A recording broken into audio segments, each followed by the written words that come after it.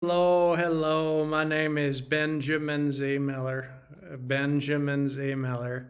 And today I am going to answer the question that a new investor has. It's a question about a subject to real estate purchase. That's when you buy a property, but you leave the debt in the seller's name and then you make payments on the seller's mortgage.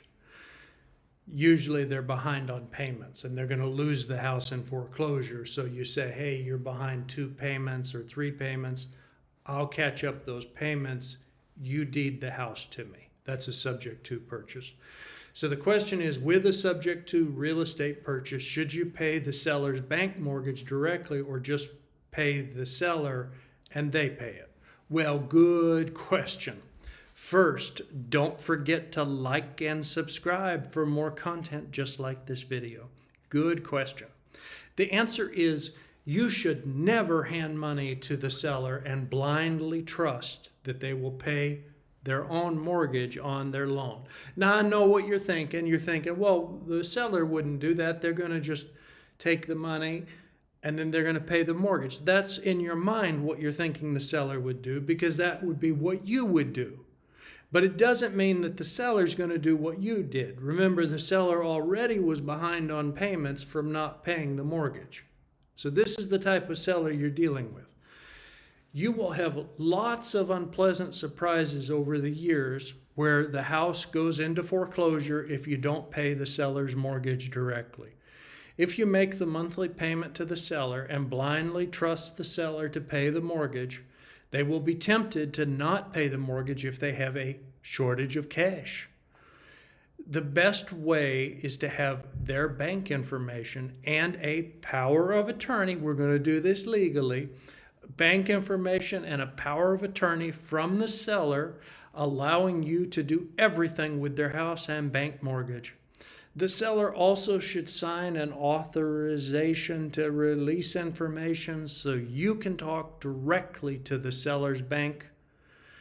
This must all be done before the deal closes. So you can't give the seller the money until you've got all this completed.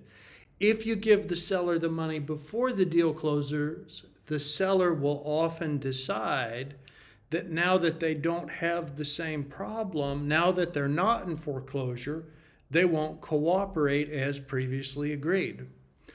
If you make the new investor mistake of paying the seller and assuming the seller will obviously follow through and pay their own mortgage, you will sometimes have an unpleasant surprise.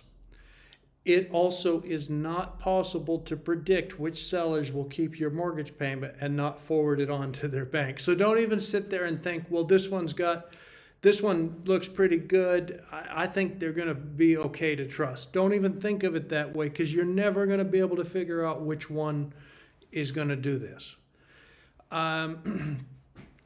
So you can avoid all these problems if you just tell the seller that as part of the deal, you must pay their bank mortgage directly. Let them know that you won't do the deal or catch up their back mortgage payments if they won't let you pay the mortgage directly or sign your power of attorney documents and an authorization to release. Next, have your attorney put together all the legal documents. I said your attorney, not the seller's attorney. Don't ever sign any documents if the seller's attorney has prepared any. If the seller tries to take control of the deal, just tell the seller that now that his lawyer is involved, you don't want to be involved. Then go find another seller to work with that won't try and take control of your deal. A good starting point would be to get more education.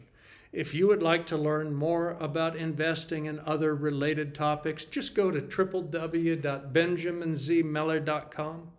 If you'd like to meet more investors and lenders, you also can go to the free Sunday weekly meeting held on Zoom for Benjamin Z. Miller's Investor Networking Group.